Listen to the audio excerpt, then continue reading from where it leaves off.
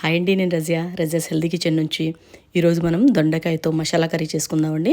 చాలా బాగుంటుంది. దొండకాయ ఇష్టపడని వాళ్ళు కూడా ఈ కర్రీని తీసుకుంటారు, అంత బాగుంటుంది టేస్ట్. అయితే ముందైతే దొండకాయలు 2-3 సార్లు శుభ్రంగా క్లీన్ చేసుకొని ఒక కడాయిలో కొంచెం ఆయిల్ వేసుకొని ఇందులో శుభ్రంగా కడిగి పెట్టిన కరివేపాకు, ఇంకా కొత్తిమీర ఇలా సన్నంగా తరిగి వేసుకొని ఇందులో పచ్చిమిర్చి కూడా వేసుకొని ఇందులోకి ఆనియన్స్ వేసుకుందామండి. ఇప్పుడు వేసుకొని వీటిని అయితే ఫ్రై చేసుకుందాము.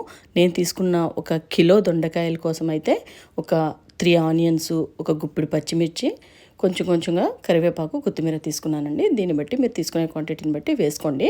ఇప్పుడైతే ఒక దొండకాయలో 4 భాగాల కింద ఇలా కట్ చేసుకొని మొత్తం అన్నీ కూడా పక్కన పెట్టుకుందాము. ఇలా కట్ చేసుకొని వేసుకుంటే కర్రీ చాలా బాగుంటుంది. సో ఇప్పుడు మన ఆనియన్స్ ఇవన్నీ కూడా పచ్చిమిర్చి చక్కగా ఫ్రై అయిపోయినాయండి. ఇప్పుడు ఇందులోకి అయితే టమాటో వేసుకుందాము. టమాటో అయితే నేను ఒక 3 టమాటాలు చిన్న ముక్కల్లా కట్ చేసి వేసుకున్నానండి. సరిపోతాయి మనం ఇలా వేసుకుంటే కరెక్ట్గా గ్రేవీ. అది కొంచెం గ్రేవీ ఎక్కువ కావాలనుకుంటే ఇందులోనే కొన్ని పెంచుకోవచ్చు మీరు కిలోకి అయితే.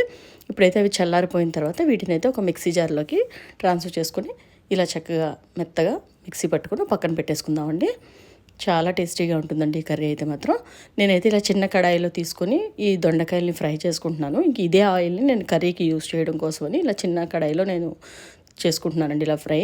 మీరు కానీ మీకు టైం లేకపోతే కొంచెం పెద్ద కడాయిలోనే 2-3 ట్రిప్పుల్లో కూడా మీరు చేసేసుకోవచ్చు. ఇలా అయితే కొన్నిగా వేసుకున్న దొండకాయలు అయితే చాలా ఫాస్ట్గా ఫ్రై అయిపోతాయండి. అసలు టైం కూడా పట్టదు, సింపుల్గా చేసుకోవచ్చు. ఇవి చక్కగా ఆయిల్లోనే మెత్తగా ఉడికిపోతాయి. ఇప్పుడు స్టవ్ మీద అదే కడాయి పెట్టుకొని ఇందులోకి అయితే కొంచెం ఆయిల్ వేసుకుందాము. నాకు 150 ml వరకు కూడా వేసుకోవచ్చు అండి. 1/2 కిలోకి చక్కగా టేస్టీగా ఉంటుంది కర్రీ. దాన్ని బట్టి మీరు తగ్గించుకొని వేసుకున్నా పర్వాలేదు. ఆయిల్ కొంచెం ఎక్కువ తినేవాళ్ళు అయితే వేసుకోవచ్చు. ఇందులో 1 స్పూన్ వరకు అల్లం వెల్లుల్లి పేస్ట్ వేసుకొని దీన్ని అయితే కొంచెం ఫ్రై చేసుకున్న తర్వాత ఇందులో కొంచెం పసుపు, కారం కూడా వేసేసుకొని ఒకసారి దీన్ని లైట్గా ఫ్రై చేసుకుందాము. ఇప్పుడు ఇందులోకి అయితే మనం బ్లెండ్ చేసి పెట్టుకున్న ఈ మసాలాని ఇందులో వేసుకుందామండి. మొత్తం అంతా ఇందులోకి వేసుకొని ఇప్పుడు దీని పచ్చివాసన అంతా పోయేలాగా ఒకసారి జస్ట్ మనం ఇలా ఫ్రై చేసుకుందాము. దీన్ని ఆల్రెడీ మనం ఫ్రై చేసి వేసాం కాబట్టి ఎక్కువ టైం కూడా పట్టదండి ఫ్రై అవ్వడానికి. కొంచెం దగ్గరగా అయిన తర్వాత ఇప్పుడు ఇందులోకి అయితే 1 స్పూన్ వరకు గరం మసాలా వేసుకుందాము. ఈ గరం మసాలా చాలా టేస్టీగా ఉంటుంది. ఇది మన ఇంట్లో చేసిందండి, చాలా బాగుంటుంది. 1 స్పూన్ వేసుకొని ఇప్పుడు ఇందులోకి ఇదే స్టేజ్లో కొంచెం మనకి రుచికి సరిపడేట్టుగా సాల్ట్ కూడా ఇందులోకి వేసేసుకొని ఒకసారి ఫ్రై చేసుకుందాము. ఇప్పుడు ఇందులోకి మళ్ళీ కొంచెం కొత్తిమీర వేసుకుందామండి. కొత్తిమీర అనేది ఎంతైనా వేసుకోవచ్చు అక్క, చాలా బాగుంటుంది కర్రీ.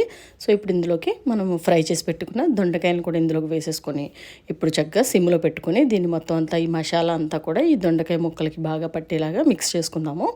ఇలా చక్కగా మిక్స్ చేసుకొని దీన్ని మొత్తం అంతా కూడా దీన్ని ఒకసారి కొంచెం ఇలా ఉండగానే మసాలా మనం కొంచెం మూత పెట్టుకొని 1 or 2 minutes దీన్ని దగ్గరుండి చూసుకుంటూ దీన్ని కొంచెం మగ్గబెట్టుకోవాలండి ఇందులోనే, ఇదే మసాలాలో. ఇప్పుడైతే నేను అలా కొంచెం మగ్గిన తర్వాత ఇప్పుడు ఆ మిక్సీ జార్లో కొంచెం వాటర్ వేసుకొని ఆ వాటర్ వేసుకుందాము. ఇప్పుడు ఇందులోకి మీరు కొంచెం దగ్గరగా అయిన తర్వాత ఉడికిపోయి ఇందులోకి అప్పుడు మీరు కొంచెం అవి ములిగేలాగా వాటర్ అయితే వేసుకోవాలండి.